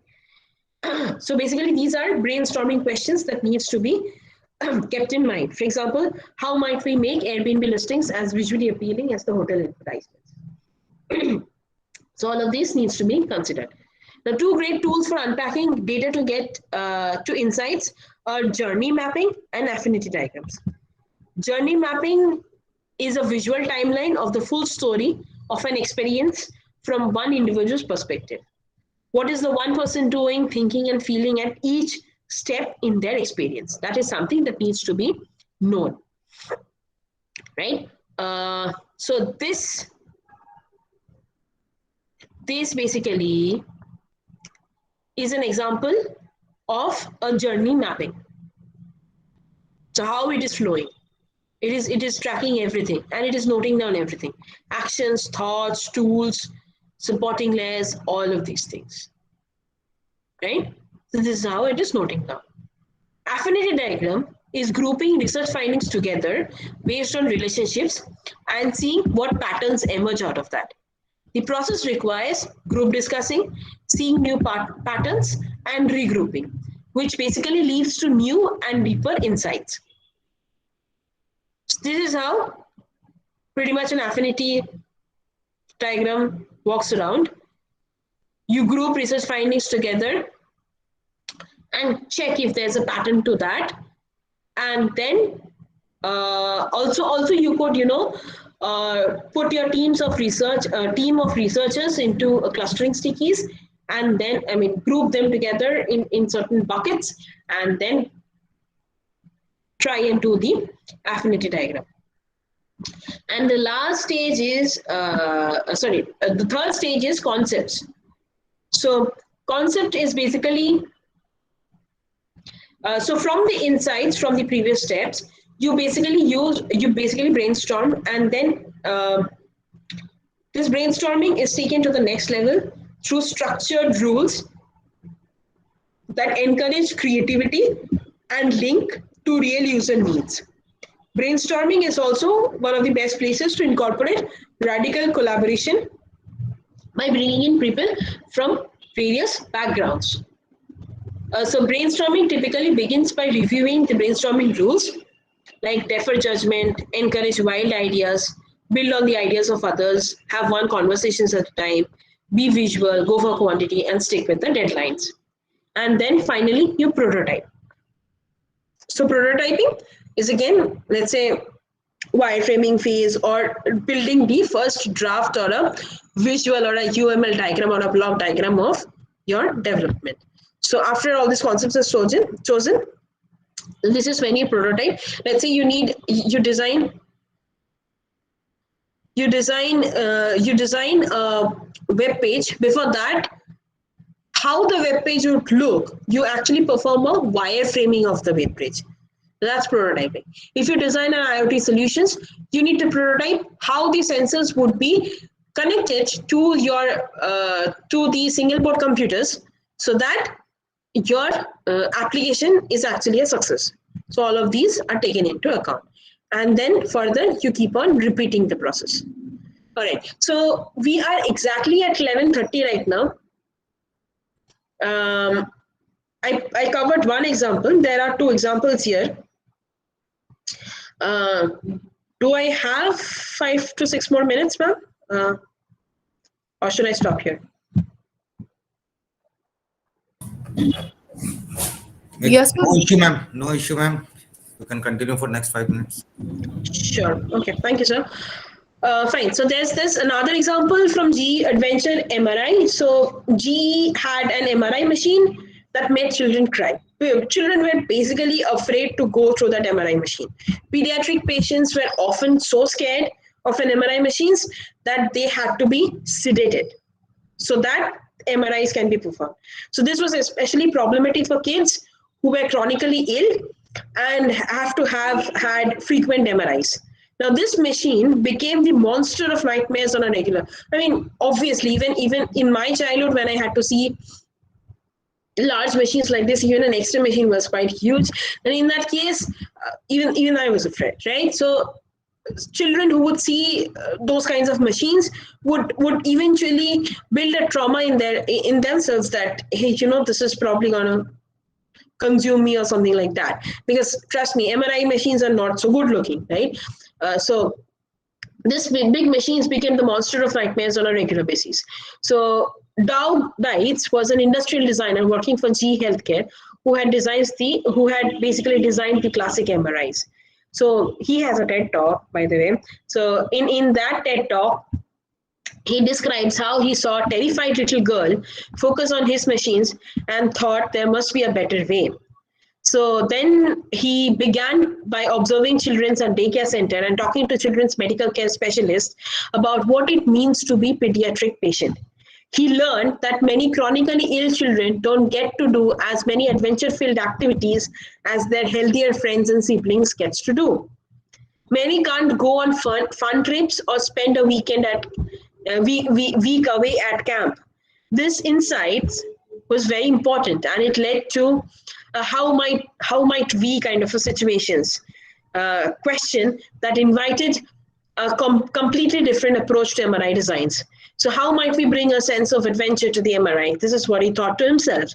Then he began brainstorming, prototyping, and testing ideas with the help of a multidisciplinary teams of volunteers from GE experts from a children's museum, doctors, and hospital staffs. This led to the development of the Adventure MRI machine, an MRI experience that might have a pirate theme that starts with the waiting room and continues into the machine. So basically the machine looks like this, a pirate machine with all of these adventures inbuilt, and this is where the MRI machine is.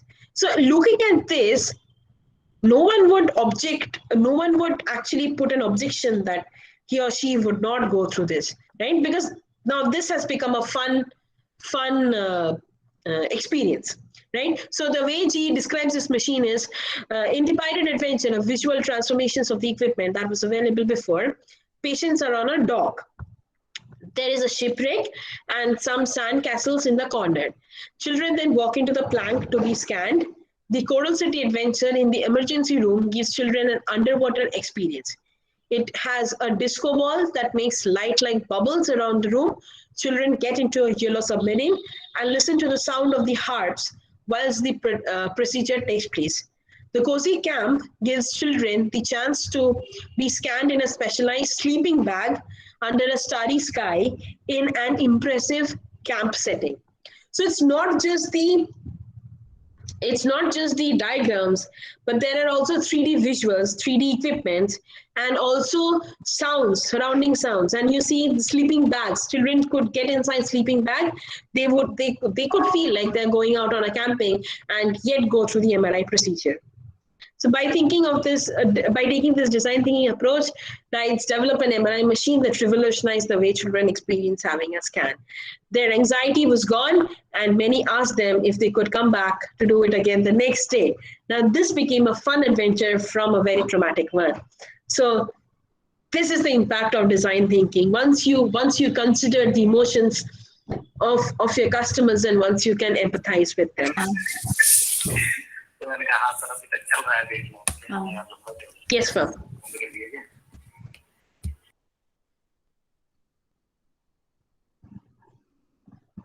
All right, just another last case study. Well, this is not huge.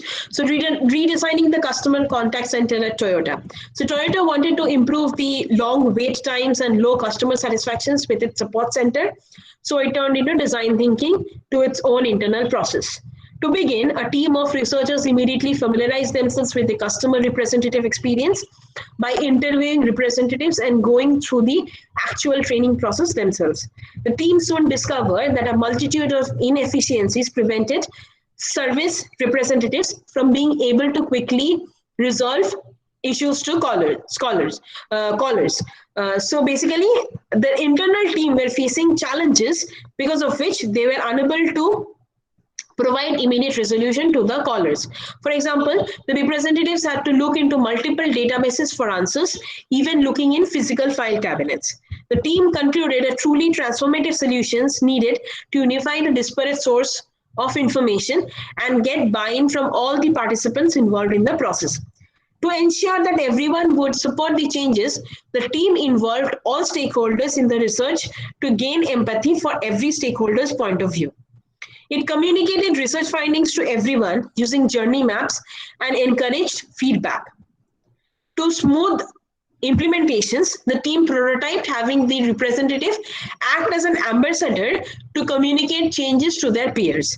It even made the training process feel fun by hosting ice cream socials, contests, and a sandbox space where representatives could take classes and learn without any pressure. As a result of this user-centric design, the project was a wild success. Employees felt highly invested in the new process and the software tools, and the call times with representatives were massively reduced, leading to saving billions of dollars. So this is how design thinking makes an impact. With this, I conclude my session for today. If there is any questions or any discussion pointers, feel free to unmute yourself, or else I hand the platform over to Dr. Indu.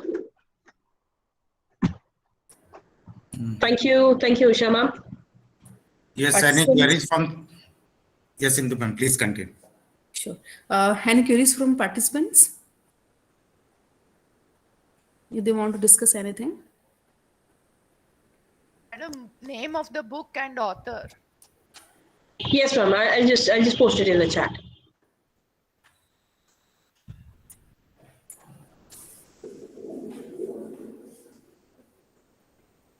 So we are getting very nice comments in the chat box, ma'am. Sukanya ma'am, your session was very nice and informative. We are thankful to you, and we are thankful to you for accepting our invitation for being expert in this ATAL FDP. So thank you very much, ma'am. Thank you, ma'am. Just give me a minute. I'll just post the link of the book. Sure, ma'am.